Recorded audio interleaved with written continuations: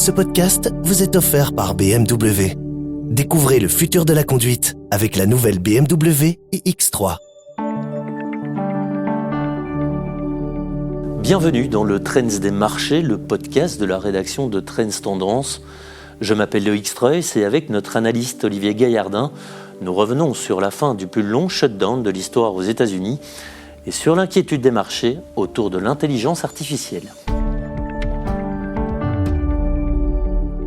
Et on démarre sans plus attendre ce Trends des marchés par les principaux résultats boursiers. Les bourses européennes ont marqué le pas ce jeudi, rattrapées par le nouveau coup de mou des valeurs technologiques et par la publication d'un PIB britannique plus faible que prévu sur Euronext Bruxelles. Solvay a remporté ses premiers contrats dans les terres rares pour Raymond Permanent. CMB Tech s'est également illustré grâce à une nette hausse en fin de séance. UCB a par contre été délaissé ce jeudi. Agfa Gevaert a été sanctionné après des chiffres trimestriels décevants, marqués par une baisse de 7,1% de son chiffre d'affaires et une perte opérationnelle. Olivier Gaillardin nous a rejoint en plateau. Olivier, bonsoir. Vous vouliez revenir sur l'événement de ces 24 dernières heures, à savoir la fin du plus long shutdown de l'histoire des États-Unis. Alors tout à fait, comme vous l'avez mentionné, on a assisté hier à la fin de ce shutdown aux États-Unis qui avait démarré le 1er octobre et qui a pris fin hier après 43 jours. Alors on les a vus, les impacts directement, avec pas mal finalement d'activités qui n'étaient plus financées aux États-Unis, des centaines de milliers de fonctionnaires qui étaient soit sans salaire, soit en congé. Des vols annulés notamment. Exactement. Donc Donald Trump a signé ce qui est un budget provisoire. Il n'a pas manqué évidemment de pointer du doigt les démocrates. C'est vrai qu'il y a eu énormément de pression depuis plus d'un mois. Rappelez-nous comment les élus américains sont finalement parvenus à un accord. Alors, comme vous l'avez dit, il y a eu pas mal de pression, donc il y a un compromis qui a été trouvé parce qu'il y avait énormément de pression politique, mais également les effets économiques se faisaient de plus en plus ressentir.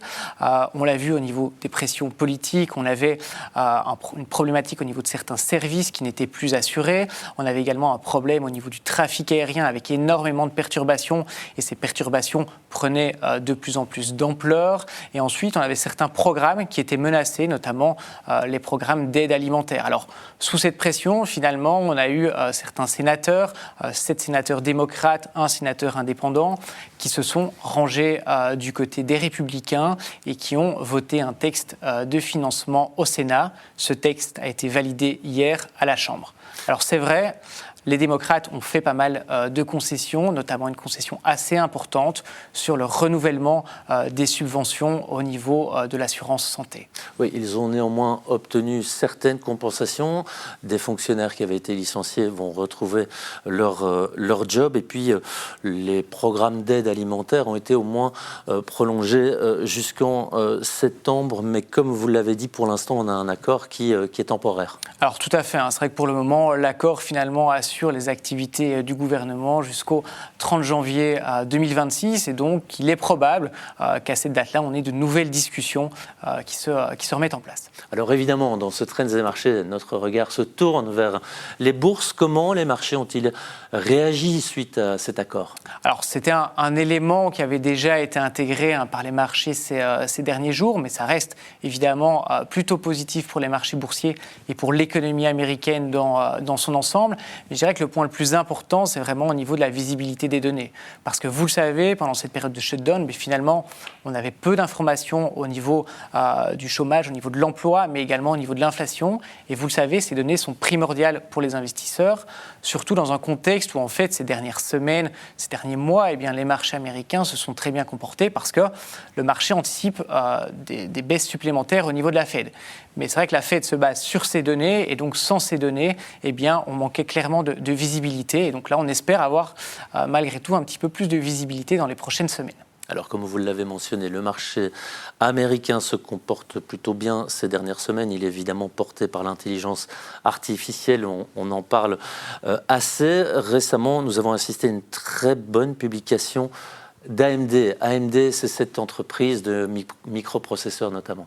Alors tout à fait, c'est vrai que l'intelligence artificielle, ça reste un élément porteur pour le marché, même s'il y a des incertitudes concernant les valorisations, concernant la rentabilité des investissements massifs qui sont réalisés à l'heure actuelle.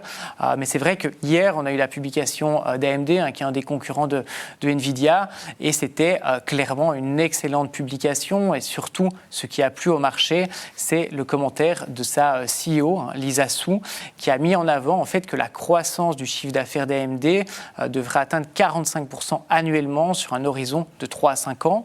Et cette croissance, elle est tirée essentiellement par son activité liée au data center. Et on s'attend à ce que cette activité en fait connaisse une croissance annuelle de 80% sur également un horizon de 3 à 5 ans. Alors on le sait, il y a des inquiétudes autour de l'intelligence artificielle, notamment par ces valorisations qui sont excessives, mais il y a un autre élément aussi qui pose question, c'est sur la capacité du secteur à tenir ses promesses, notamment sur la construction des data centers, les centres de données. Alors effectivement, c'est vraiment un des challenges finalement au niveau de l'industrie.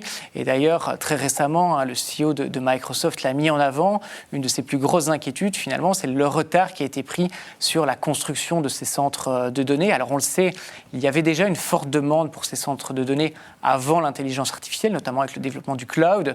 Mais vous rajoutez à cela la demande liée à l'intelligence artificielle, on a vraiment une demande qui a complètement explosé et finalement des retards au niveau de la construction de ces data centers. En 2 mots, il y a aussi une autre inconnue, c'est cette capacité à acheminer notamment l'électricité. Alors effectivement, c'est le deuxième point, c'est vraiment au niveau de l'acheminement de l'électricité dans ces data centers.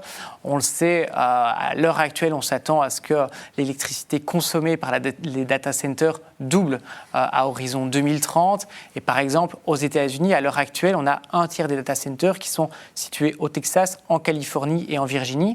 Et on le voit, il y a vraiment une pression sur le réseau électrique de manière très importante. Et donc c'est clair qu'à l'heure actuelle, on a pas mal de sociétés, notamment Alphabet, qui réfléchissent à des solutions innovantes pour régler cette problématique. Mais c'est vrai qu'à l'heure actuelle, le talon d'Achille de l'intelligence artificielle, ça reste la construction de ces centres de données et l'acheminement et la consommation d'électricité. Oui, l'IA qui est elle-même le talon d'Achille de la bourse, la boucle est bouclée. Merci Olivier d'être passé nous voir et voilà qui conclut ce Trends des marchés. Je vous remercie d'avoir choisi TrendZ pour vous informer. Bonne soirée.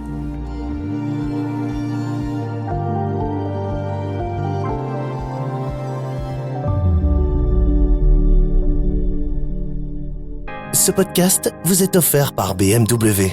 Découvrez le futur de la conduite avec la nouvelle BMW iX3.